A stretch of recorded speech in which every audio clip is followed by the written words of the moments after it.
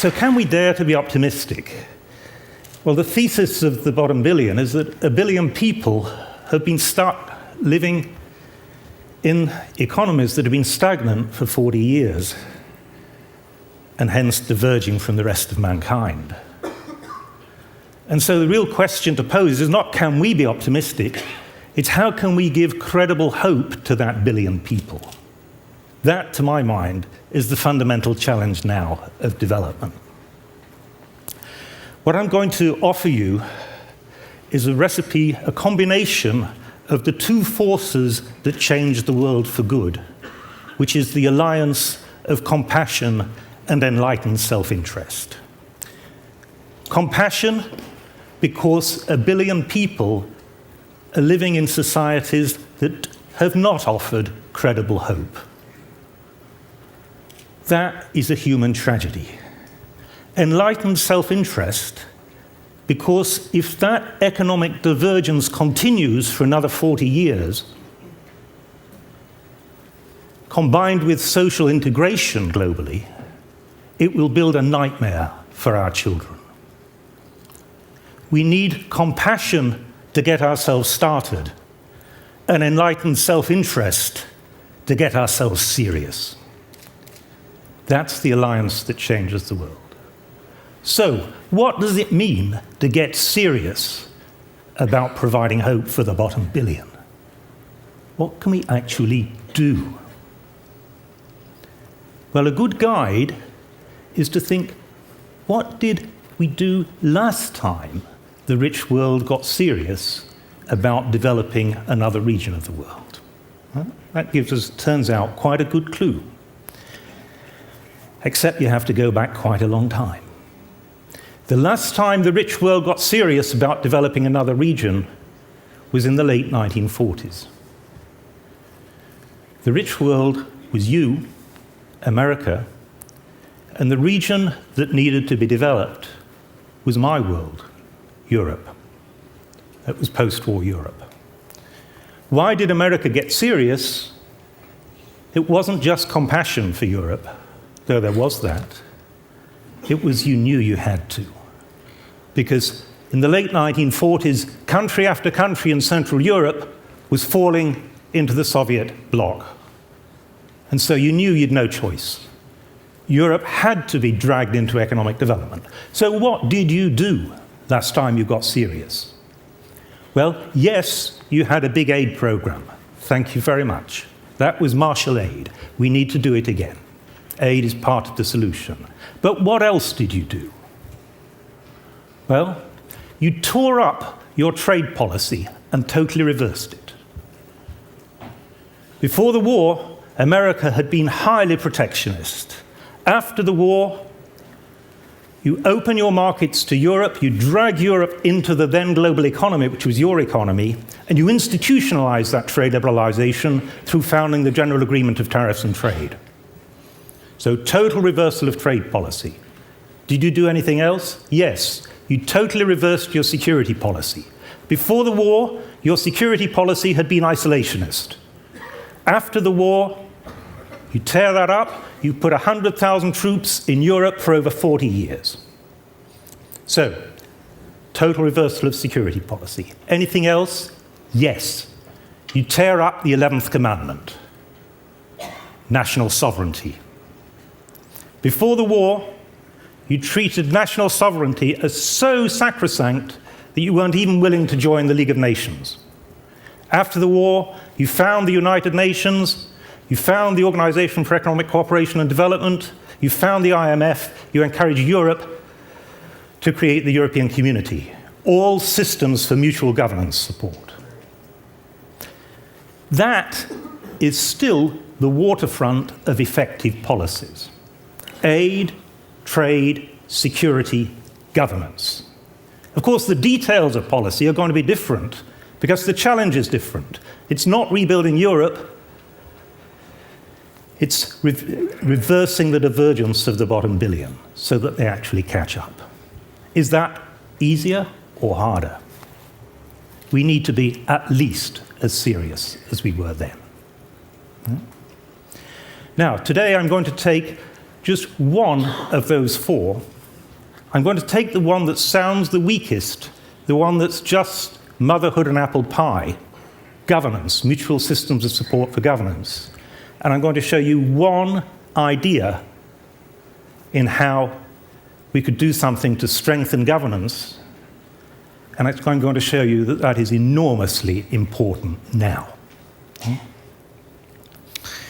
The opportunity we're going to look to is a genuine basis for optimism about the bottom billion. And that is the commodity booms. The commodity booms are pumping unprecedented amounts of money into many, though not all, of the countries of the bottom billion. Partly, they're pumping money in because commodity prices are high, but it's not just that. There's also a range of new discoveries.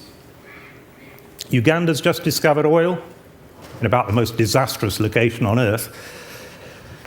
Ghana's discovered oil. Guinea has got a huge new exploitation of iron ore coming out of the ground. So mass of new discoveries. Between them, these new revenue flows dwarf aid. Just to give you one example, Angola alone is getting $50 billion a year in oil revenue. The entire aid flows to the 60 countries of the bottom billion last year were $34 billion. So the flow of resources from the commodity booms to the bottom billion are without precedent. So there's the optimism.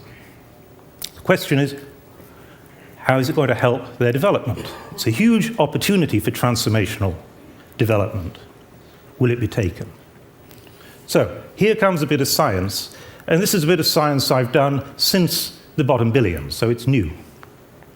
I've looked to see what is the relationship between higher commodity prices of exports and the growth of commodity exporting countries. And I've looked globally. I've taken all the countries in the world for the last 40 years and looked to see what the relationship is. And the short run, say the first 5 to 7 years, is just great. In fact, it's hunky-dory. Everything goes up. Right? You get more money because your terms of trade have improved, but also that drives up output across the board. So GDP goes up a lot. Fantastic. That's the short run. And how about the long run? Come back 15 years later.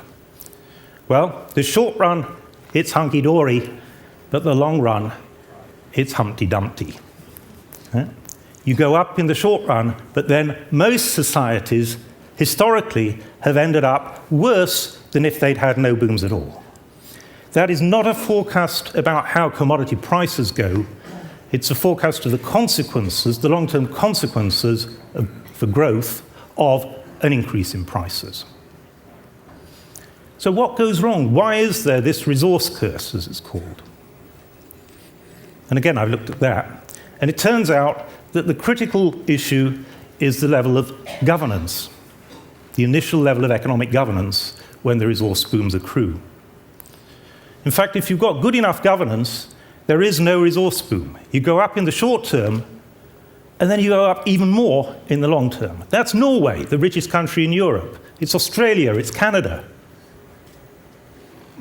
The resource curse is entirely confined to countries below a threshold of governance. They still go up in the short run. That's what we're seeing across the bottom billion at the moment. The best growth rates they've had ever. And the question is whether the short run will persist. With bad governance historically over the last 40 years, it hasn't.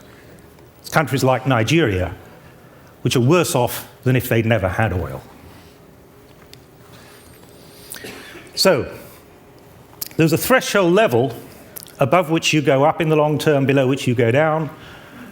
Just to benchmark that threshold, it's about the governance level of Portugal in the mid-1980s. So the question is, are the bottom billion above or below that threshold? Now, there's one big change since the commodity booms of the 1970s, and that is the spread of democracy. So I thought, well, maybe that is the thing which has transformed governance in the bottom billion. Maybe we can be more optimistic because of the spread of democracy. So I looked. Democracy does have significant effects, and unfortunately, they're adverse. Democracies make even more of a mess of these resource booms than autocracies. At that stage, I just wanted to abandon the research. But it turns out that democracy is a little bit more complicated than that, because there are two distinct aspects of democracy. There's electoral competition, which determines how you acquire power, and there's checks and balances, which determine how you use power. It turns out that electoral competition is the thing that's doing the damage with democracy, whereas strong checks and balances make resource booms good. And so what the countries of the bottom billion need is very strong checks and balances. They haven't got them. They got instant democracy in the 1990s, elections without checks and balances. How can we help improve governance and introduce checks and balances? In all the societies of the bottom billion, there are intense struggles to do just that. The simple proposal is that we should have some international standards which would be voluntary, but which would spell out the key decision points that need to be taken in order to harness these resource revenues. We know these international standards work because we've already got one. It's called the Extractive Industries Transparency Initiative. That is the very simple idea that governments should report to their citizens what revenues they have.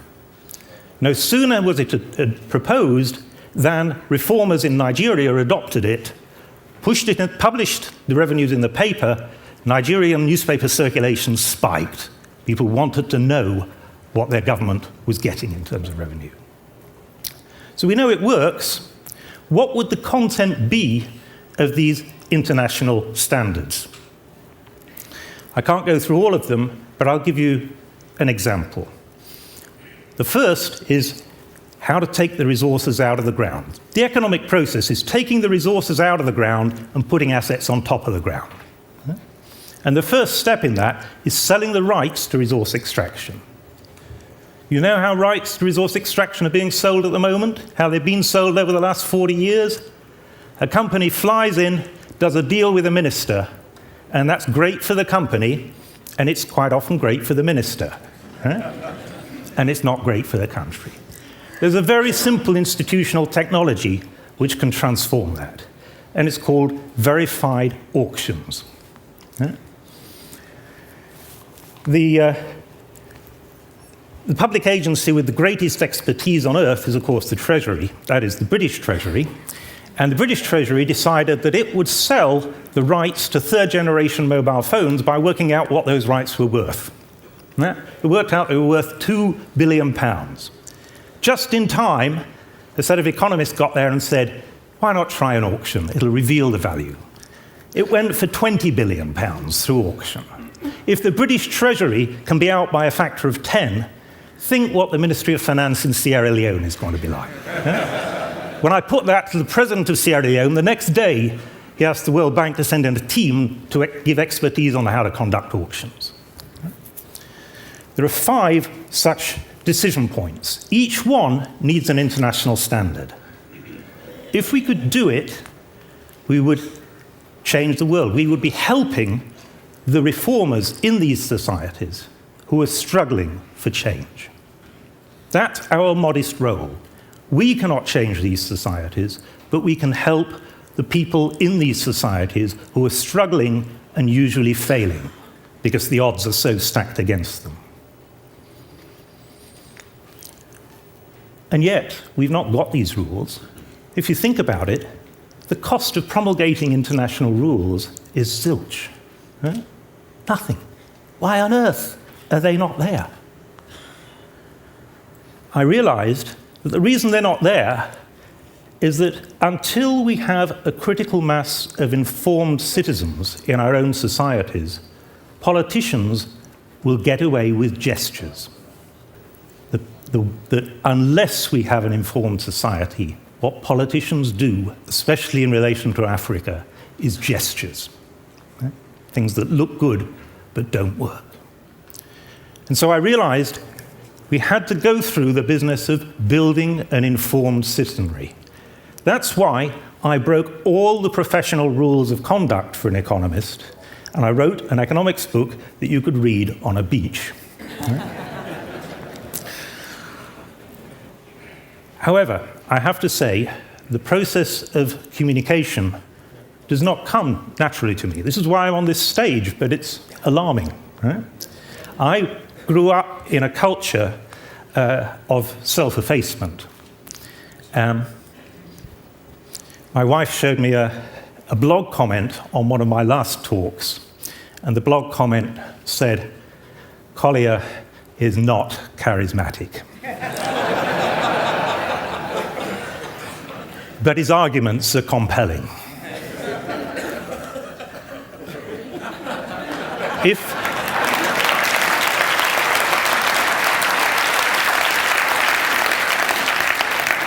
If you agree with that sentiment, and if you agree that we need a critical mass of informed citizenry, you will realize that I need you. Please become ambassadors. Thank you.